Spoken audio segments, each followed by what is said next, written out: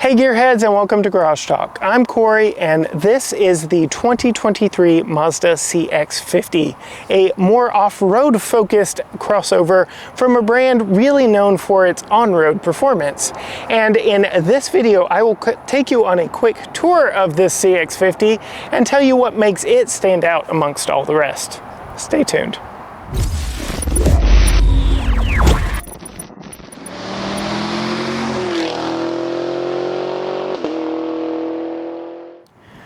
All right, gearheads, starting under the hood of this 2023 Mazda CX-50, you get a very familiar powertrain.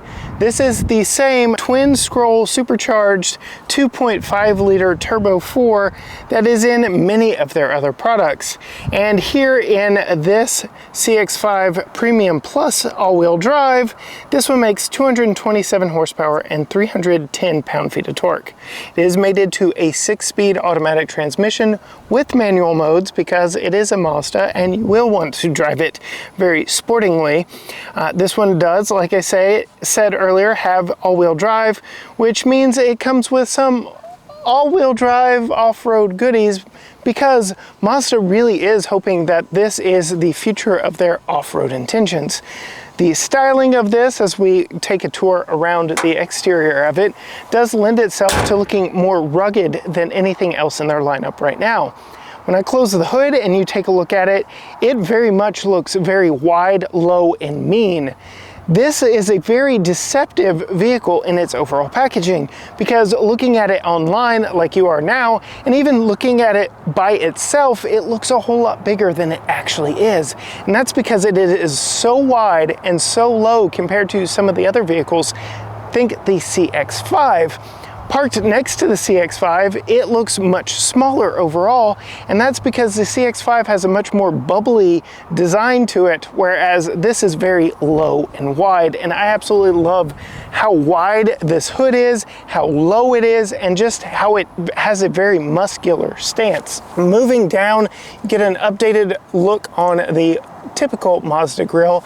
I truly appreciate how they've removed the adaptive cruise control out of the Mazda logo so it doesn't look like a big dish in the middle of the grille. They've moved it down here so you can get a true Mazda logo there in the grille. Moving over here, you do get LED running lights and very updated lighting up front here that is echoed in the taillights back in the back, as is the turn signals down below. These are very interesting pulsating turn signals that I didn't even notice until I started to film here today. Gives it a very interesting look up front, and overall is a very attractive look.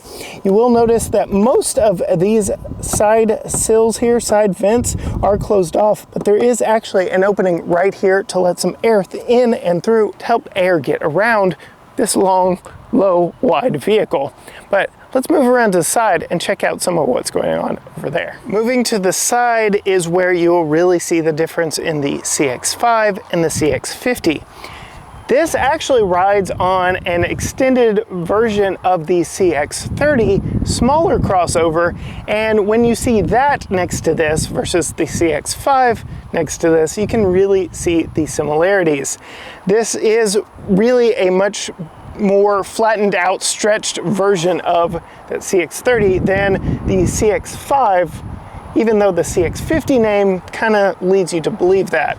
And this really doesn't replace either of those in the lineup, but we'll see what the future holds for the brand because this really is a very competent replacement for the CX-5, even though Mazda isn't saying that. This is supposed to be more rugged, so you get your requisite black plastic body cladding front and rear, and this isn't even their most rugged off-road version. The Meridian version, which slots above this Premium Plus, is really more slated towards off-road ruggedness because it gets 18-inch wheels and some more aggressive off-road tires versus these 20-inch 245/45 Goodyear Eagle touring tires that really are just really good on road and suit the zoom sporty nature of this vehicle. This vehicle really is a 4-door 5-seat Miata than it is anything in the off-road realm, at least how this one is spec'd. Moving inside the Mazda CX-50, you really begin to see the premium intentions of the Mazda brand. This really is a very nice upscale interior that would rival some Lexus models. So again, saying a lot about just how nicely built this one is and the design themes in here. First and foremost, you'll notice this leather dash with contrasting cross-stitched design here that runs the entire width of the front cabin. It actually goes from the doors to the dash and back around the doors, and that echoes these terracotta seats that I've actually come to really like. I will say the day we were delivered this vehicle, I did take it on a 4-hour round trip to the DFW Metroplex and back, and at about 2 hours the seats did start to feel a little hard and I needed a little bit of a break. So as far as a long tour, long haul seats, these aren't the best, but they are certainly comfortable for the commute or anything less than 2 hours, because that's really where my backside started to get a little bit tired of these. Where you won't get tired of these is in the summer or in the winter, because they are heated and ventilated. I will note that the ventilation, while it doesn't remember that it was left on, if you turn the vehicle off and back on, if you have the air conditioning set to auto, it will trigger those ventilated seats if it feels it needs them. And I assume, even though it's been 90 plus since I've had this vehicle, I would assume that that also works with the heated seats and the heated steering wheel, because that is the icon that's displayed here on the climate controls when you hit that auto button.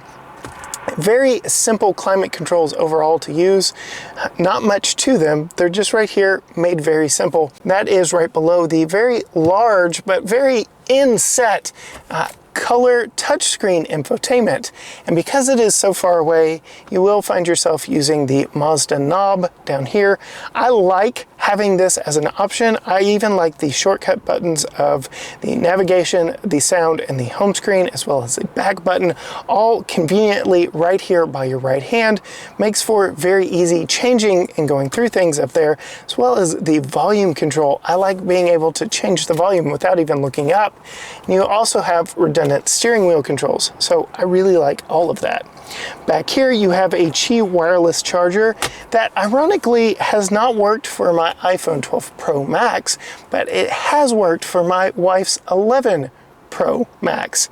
So it really is just whether or not your phone will work in here or not. You might want to check that out before you buy it.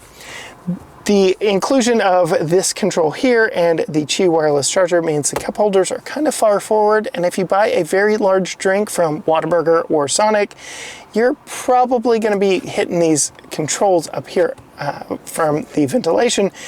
But other than that, they are very usable and kind of out of the way and nice when you consider that.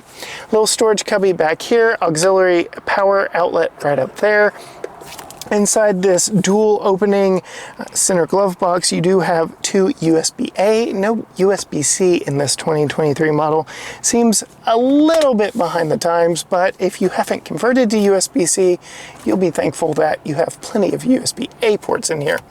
I do like the driver-centric nature of this cockpit. You get two AC vents right here on the other side of the cages, an echoing one on the right side, but an interesting blended version right here. You would think they could just save a little money, stick another one of these here and have 4 of the same vents essentially in here, and bring this infotainment screen down so you can actually use it. But what do I know about designing an interior? The CX-50 is also the first Mazda to offer a panoramic sunroof, and this one is very nice, although the sunshade is a little slow to open. And then when you open the sunroof itself, even though the panel is rather large, the opening is, well, about 7 inches. I'll let you figure out whether or not that's enough for you. The gauge cluster up here, I absolutely love it. If you've been in any modern Mazda, you know practically what you're getting here, and that could be said of the whole interior. But I really like how you have an analog tach, an analog temperature, and analog fuel gauge all surrounding a very large LCD screen that acts as an analog speedometer for the most part, but it does let you cycle through a few different options. It does change when you put it in sport mode to go all red, and it goes brown for the dirt when you put it in off-road mode. So I really like that. It also displays your average fuel economy, which for us is just over 22 mpg and right over 550 miles of driving. A lot of information is contained there, but I don't know how much you will actually be looking there, because this does have a very good head-up display that gives you all the pertinent information, including whether or not someone is in your blind spot. Wrap that all around in a Bose sound system with, again, redundant audio controls up here, and you've got a very comfortable, competent highway cruiser or daily commuter. Let's check out that back seat. Moving to the back seat of the CX-50, you'll see that at 5'10", I can sit behind myself rather comfortably, and there is plenty of room for actual adults in this vehicle. I will say there is a nice little cutout behind this seat here. No map pocket for the driver's seat, but there is a map pocket for the passenger seat. The back of this seat is leather wrapped, so if you have kids back here kicking it, you may want to consider that when shopping for the CX-50. Again, this is going for a more premium experience back here in the back versus more rugged and versatile in something hard and plastic back here. You do get a one-touch window control back here, so it can go down or up with the push of a button. No need to hold it. I really love that that is on all four windows. Makes for a very easy and convenient user experience. This one does have a fold-down center armrest with two cup holders. You do have three-stage heated rear seats on the outboard positions back here, two USB-A ports underneath that, and two AC vents with an on-off switch, but no rear controls back here. So a very comfortable, usable back seat by real adults. This one does not recline or lean any further back, so there is no extra room back here for that, but you do get a rather nice view of the skylight above you, and there is a nice pitch to it. It doesn't feel like you're sitting straight up. All around, it is a very comfortable back seat that I can see myself riding back here without much problem. Moving to the center seat though, sitting next to my child's car seat, that's a different story, because you do have this large center tunnel up here, and its narrow nature means you're really not getting three adults back here, or even an adult in the middle next to a car seat. If you want to see what putting this child seat in is like, be sure and hit that subscribe button so you see our family review when it drops later this week. Moving to the back of the CX-50, you get a lot of echoes from the front, whether it be in the taillight modules that really do mimic the headlights very well, to these vents back here on the back, which unfortunately, unlike the ones up front, are completely fake. I like that it gives some visual interest back here. I just don't love that you have this big fake vent back here. I wish Mazda could have figured out something else to do, but it is kind of neat to see the echoing themes back here in the back. You do get a power operated rear hatch.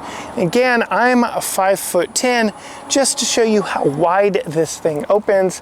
I would say a good 6 feet. I'm not hitting my head on it, but I'm pretty close when it comes to that.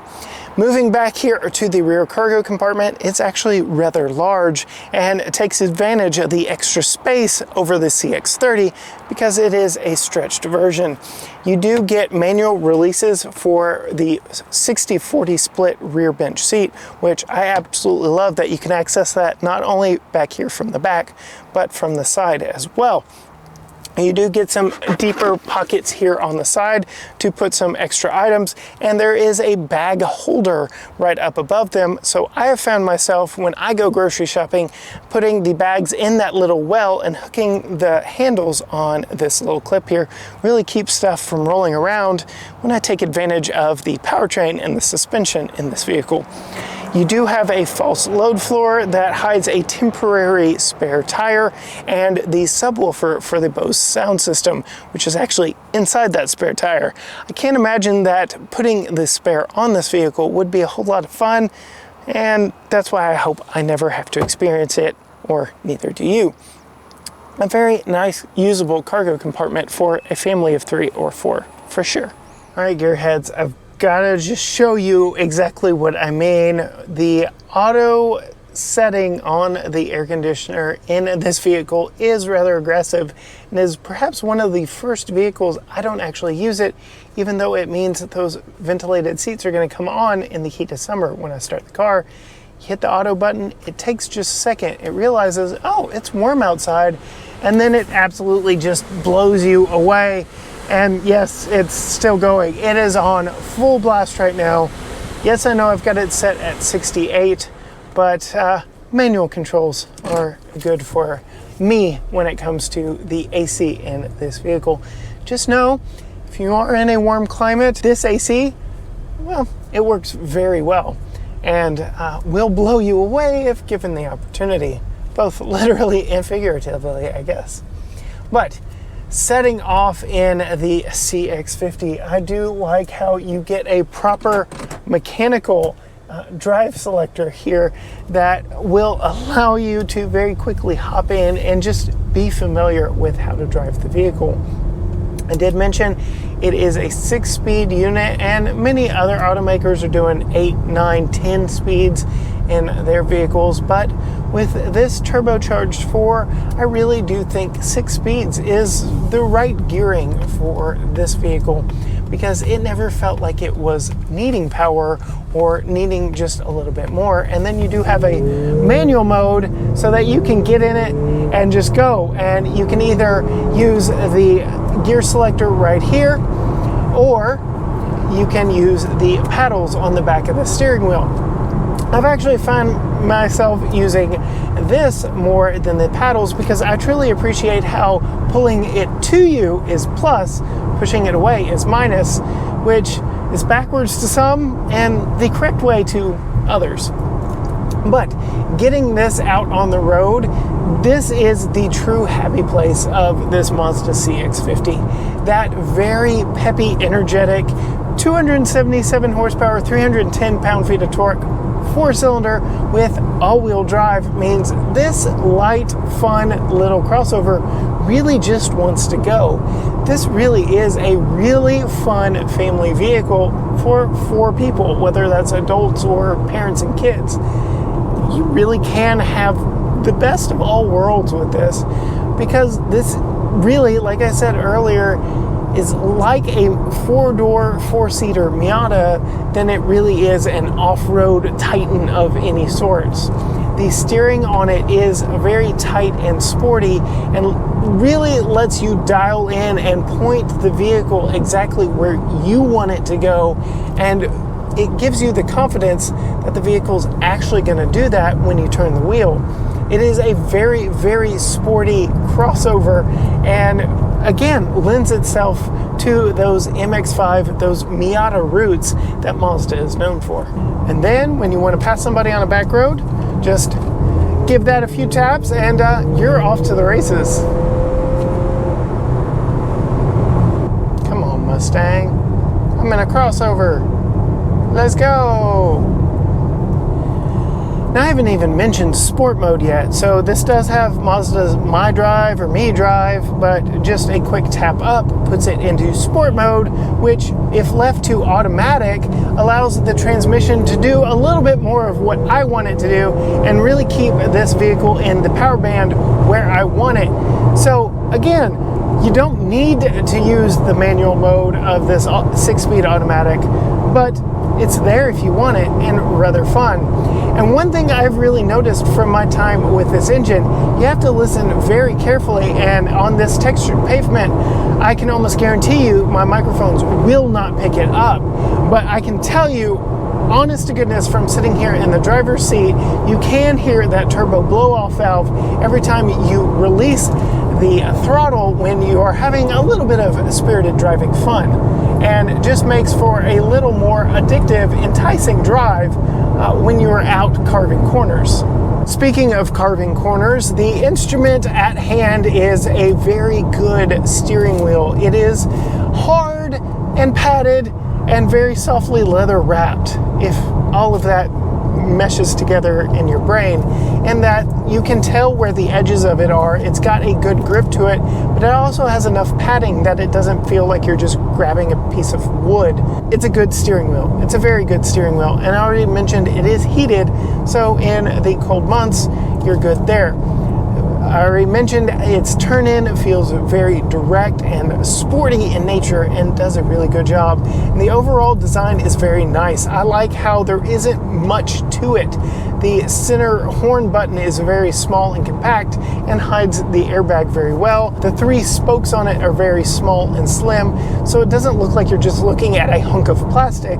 It really gives a sporty nature, even just in its appearance, and gives you a good access, good view of the gauges back behind it, and allows you to see exactly what the car is doing around you, because I already mentioned how configurable that center gauge is, even though I really like it in this red digital analog speedometer. Let's go.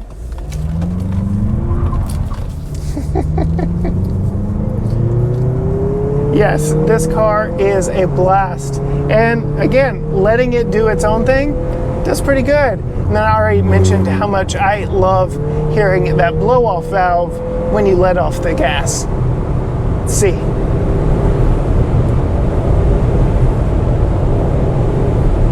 I hope that captures on camera. Yes, Mazda really wants to go into the off-road market, but they can't deny their roots. They really build fun, engaging, sporty cars to drive, and that's exactly what this CX-50 is.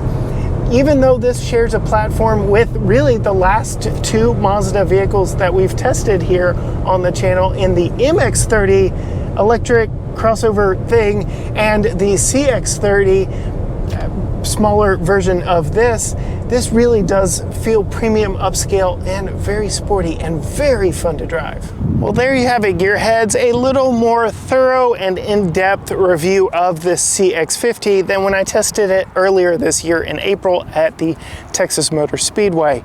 Unfortunately, I did not have time to take this one off-road while I had it, but I have a good suspicion that the event I'm actually at, probably as you're watching this, will allow me to test maybe even the Meridian version off-road to see what Mazda has been doing when it comes to off-road excitement.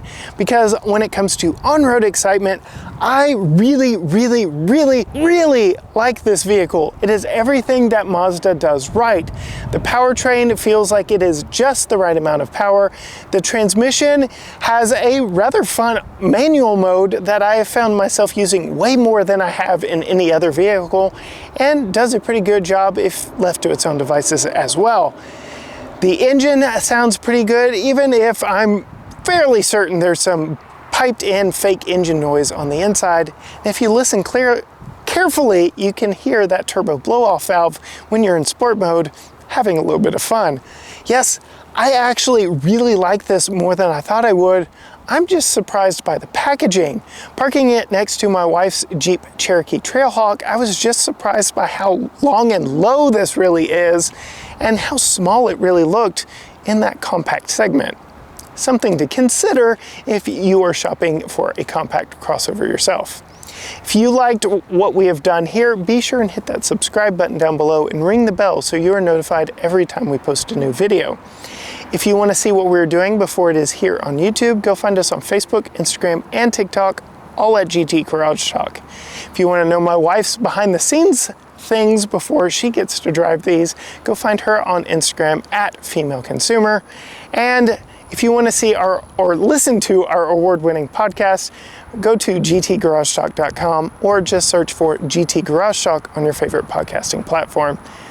That's it for me and this CX-50 for now, but I'm gonna have just a little bit of more fun in this before I have to give it back to Mazda. Until next time, gearheads, bye.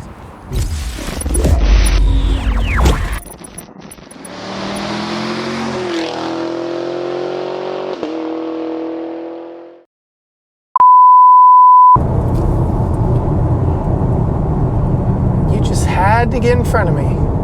Just had to get in front of me. Kidding me. This is like the best stretch of road. And you're going so slow. You're going 10 under. 10 under. This is a travesty.